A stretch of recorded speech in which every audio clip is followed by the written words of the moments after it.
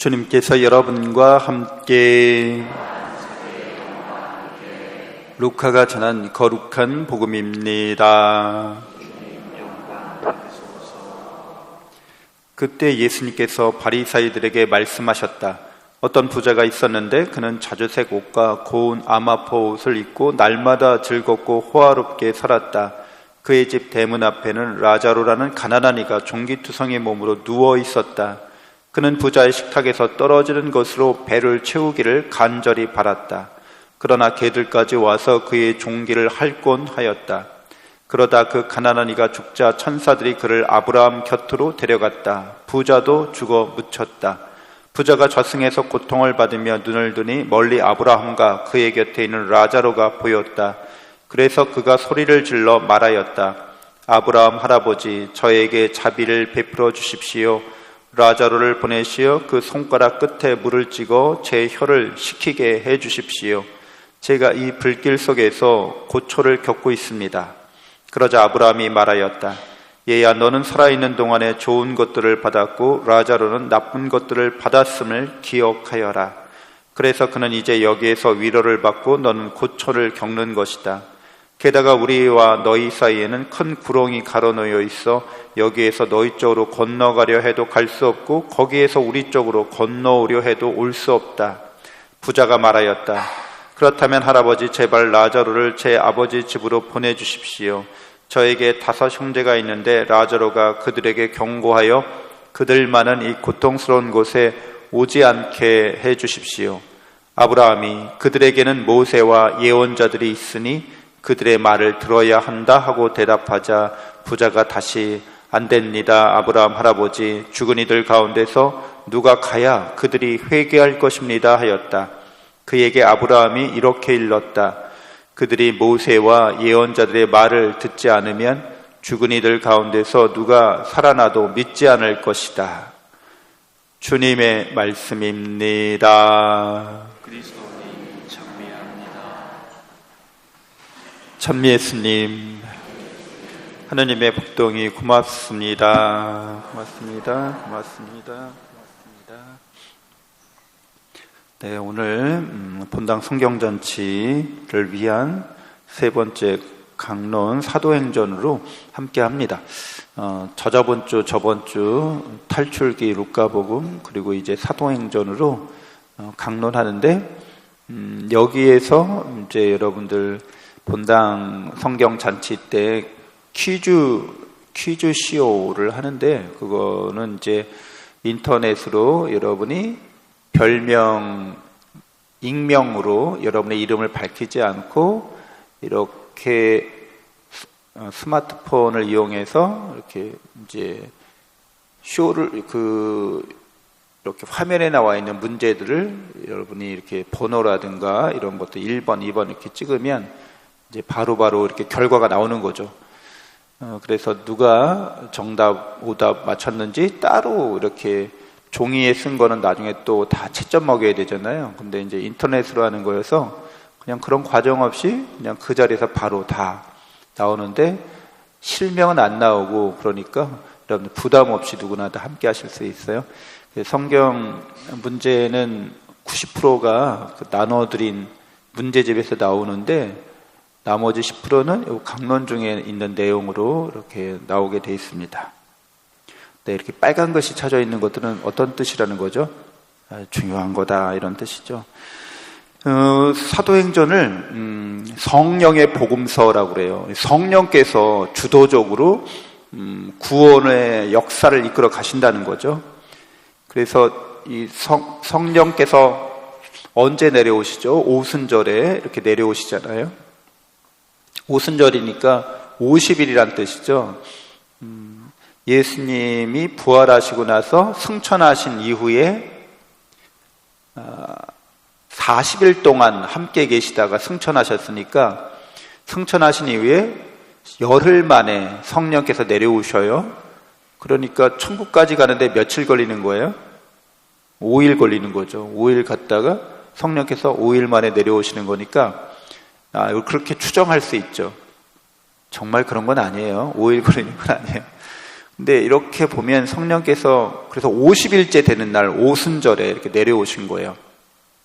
그래서 이제 우리 안에 사랑의 계약을 또 사랑의 법을 우리 마음에 새겨주신 거죠. 여러분들 다 사랑하는 마음이 있으시죠? 그게 새겨져 있죠, 여러분의 마음속에.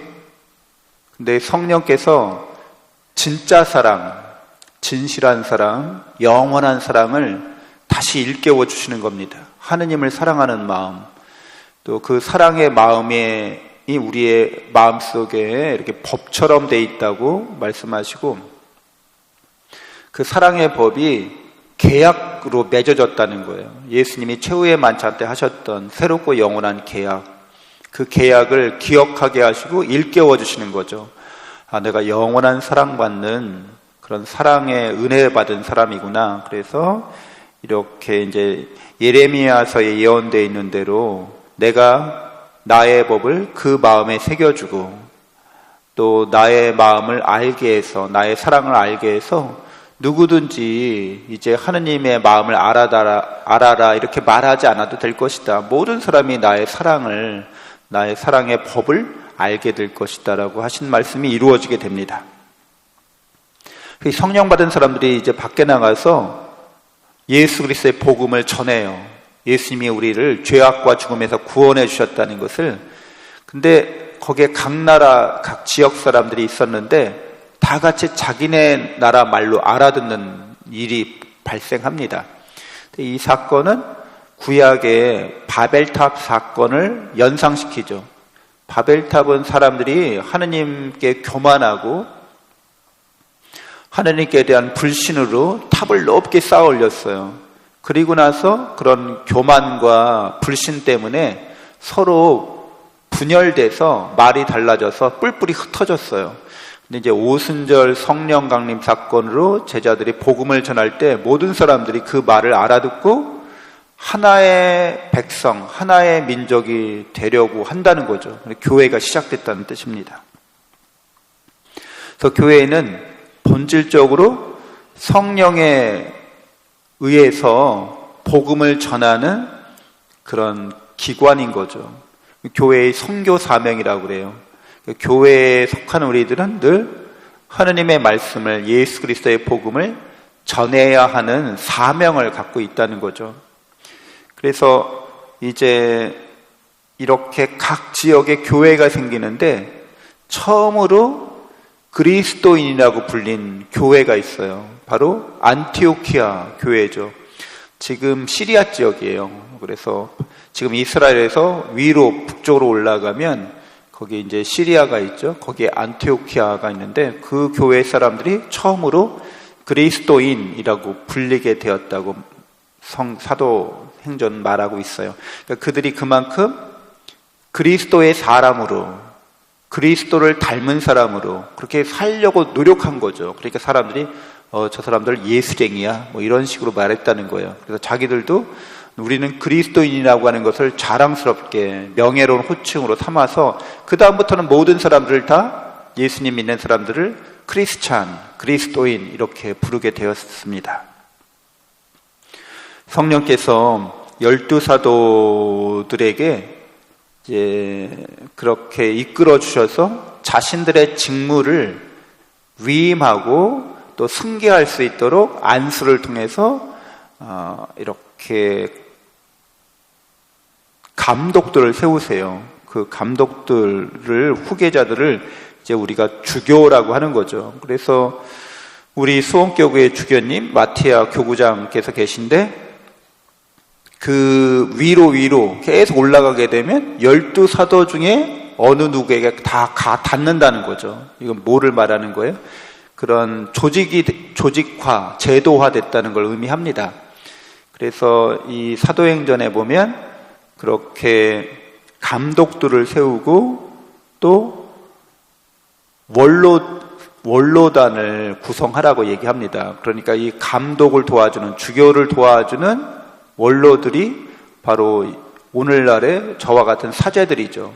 수원교구에 200개가 넘는 본당이 있는데 주교님이 이걸 다 하실 수 없으니까 이제 이렇게 원로들을 근데 이제 사제라는 말로 바뀌었어요. 사제들을 이렇게 파견하시는 거죠. 그리고 이렇게 오늘 미국은 어제 아직 우리보다 한 16시간 샌프란시스코가 느리니까 지금 우리 전태영 신학생이 부재 서품을 받고 이제 부재가 되었을 텐데, 그렇게 부재들이 이렇게 사제들과 주교들을 도와서 봉사하도록, 교회 봉사하도록 벌써 사도행전에 이런 기본적인 교계 제도가 나타납니다. 성령께서는 사도단을 통해서 이렇게 조직화하시고 제도화하시면서 하느님의 말씀이 흔들림 없이 전해지도록, 이렇게 안정적으로 전해지도록 역사하시면서 동시에 교회 내 여러 문제가 생겼을 때 그 문제를 사도들과 여러 사람들이 함께 모여서 회의를 하도록 이끌어 주십니다. 그것을 이제 예루살렘 사도회의라고 하죠. 그리고 그 다음부터는 교회 내에서 여러 가지 교리를 정하는 문제, 또 여러 가지 교회의 어려움을 해결하는 데 있어서 이렇게 공의회가 열리게 된 거예요. 그래서 공의회를 통해서 성령께서 구원의 진리를, 또 구원의 은총을 교회가 잘 전하고 전달할 수 있도록 그렇게 역사해 주셨습니다. 또 바오로 사도는 이제 이렇게 예루살렘 사도회의를 통해서 자신이 이방인의 사도가 됐다는 걸 인정받아요. 그러니까 이방인들에게 그래서 힘차게 이제 전도 여행을 떠날 수 있게 되었습니다. 그래서 바오로 사도는 몇 번 전교 여행, 선교 여행을 몇 번 떠나요? 사도행전에 보면 3번, 3차례 떠나게 됩니다. 그래서 1차 선교 여행 때는 따로 이렇게 서간문을 쓰지 않았어요. 그러나 2차 때부터 이제 서간문을 써요. 그래서 처음으로 이제 선교지가 많으니까 선교지에 소식이 들려오면 직접 갈 수 없으니까 편지를 쓰는 거죠. 그래서 첫 번째로 쓰여진 편지가 우리 신약 성경에 있는 테살로니가 1서인 거죠. 테살로니가 1서는 50년경에 쓰여져요. 그러니까 되게 일찍 쓰여진 거죠. 예수님 33년경에 돌아가셨다고 보면 한 10몇 년 뒤가 지나고 나서 20년 정도 돼서 바로 신약 성경이 쓰여지기 시작했다는 거죠. 그리고 여러 가지 이제 문제가 있을 때마다 이 서간문들을 이렇게 쓰십니다. 그리고 마지막으로는 그 바오로 사도가 자신의 신학을 집대성한 편지를 써요. 이 편지가 3차 선교 여행 중에 이렇게 쓰여지게 됩니다. 이 편지가 바로 로마서죠. 그래서 예수님의 복음을 통해서 우리가 어떻게 구원받는지 아주 자세하게 이렇게 써 놓으셨습니다. 그래서 우리에게 큰 힘이 됩니다.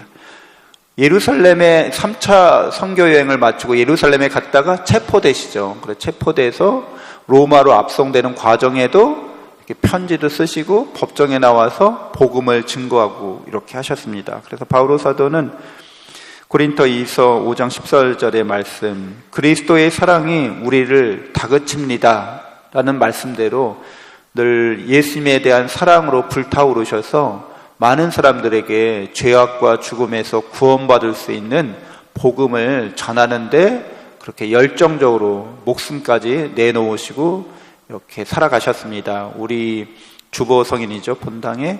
그래서 우리들 마음에도 이렇게 새겨진 사랑의 법이, 사랑의 약속이 성령님에 의해서 불타오를 수 있도록, 그리고 예수님의 복음을 듣지 못하는 사람들, 불신하는 사람들, 교만하게 사는 사람들에게 성령님으로, 하느님의 사랑으로 하나가 되어서 함께 천국의 길을 갈 수 있도록 우리들도 파견되고 성령과 함께 그 일을 해나가야겠습니다. 잠시 묵상하겠습니다.